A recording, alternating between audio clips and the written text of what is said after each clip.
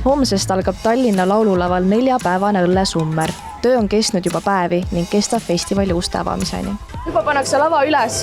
Lava pannakse juba üles siin 2 päeva. Siis alates motorviikendist. Päris palju on neid töömehi siin, vaatan. Neid on siin, ma ütleks, sadu. Sadu? Neid lavasid on nii palju, et neid tiimiliikmed, kes siin kõik platside peal on ja neid erinevaid alasid püsti paneb, neid on väga-väga palju. Õigus, seal on 8 lava, eks ole?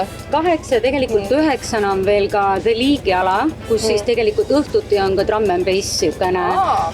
Tuleb natukene võib-olla noortele midagi uut juurde. Siin on siukene, ütleme, ka lastele tivoli ja batuut või siuke veemäng, et siin on natukene, aga teisel pool on siis veel rohkem.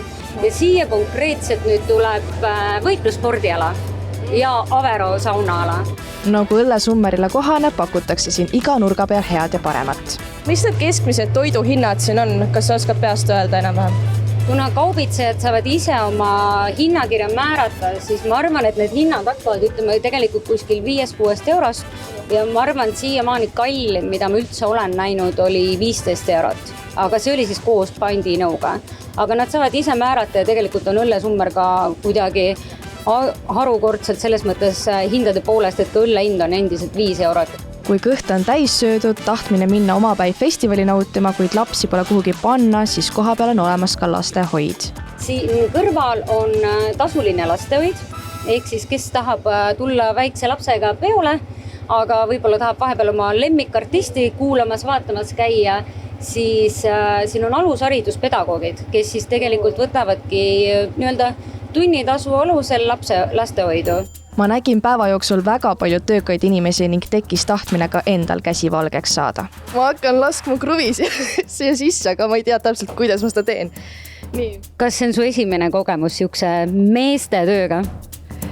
Tead, ma olen naine, ma olen 21. sajandi naine, ma võin teha tööd, võin teha ka füüsilist tööd. Nii või? Kurat, see on nii raske ju. Ju surun! Kui ma järgmine kord korteri saadet teen, siis ma tean, et ma kutsun sind appi, sest siis meil on koos ikka kõvasti õppida. Tegelikult oskan, ma olen maalt, ma olen Kohilast, ma tegelikult olen teinud tööd nagu... Näha on. See, mis siin praegu juhtub, ei ole päris... Sul läheb juba väga hästi. Võtan, asi on kruvis. Muidugi asi on kruvis. Andke aega atra seada, ma päriselt olen hea inimene. Oota. Väga hästi. Mamma mia! Bella donna! Vaatake! Platsil on ka esimesed ärimehed, kes valmistuvad pikaks ja töiseks nädala lõpuks. Jõekald hakkas ärimeheks. Selles mõttes, et meil on alati nagu mõte olnud Eesti kõige suurem selline üritus, kus nagu kõik on kohal, on ju õllesummer. Ja kuna ma müün juba 5. aastat oma mänge, ma ei müü neid kuskil kauplustes, vaid niimoodi käest kätte nii-öelda.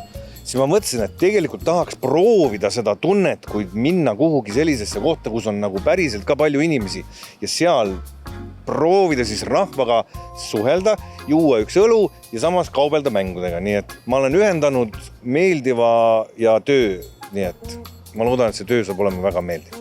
No me tuleme homme ka siia ja siis vaatame, et palju sul siin inimesi on. Ma arvan, mul on palju, ma võtsin kaasa ruupori näiteks. Mul on ruupor, et kui inimesed hakkavad mööda minema, siis mul on juba hüüdlaused välja mõeldud. Astu ligi, osta midagi kallist, aga kasutut, osta Jõekalda lauamäng. Midagi säärast. Homsest algab ka loosimäng, kus osalejate vahel loositakse 50 piletit. Osalemine on tasuta ja antakse vihjed, mille järgi on vaja siis erinevad punktid üles leida. Ja ma ütlen, üks nendest punktidest ongi mu selja taga. Nii et otsige Jõekaldat. Aga arvake, mis punkt ma olen? Ei, ma ei ole G-punkt, ma olen Õ-punkt. Õllesummer oli ikka ainult Õ-punkt.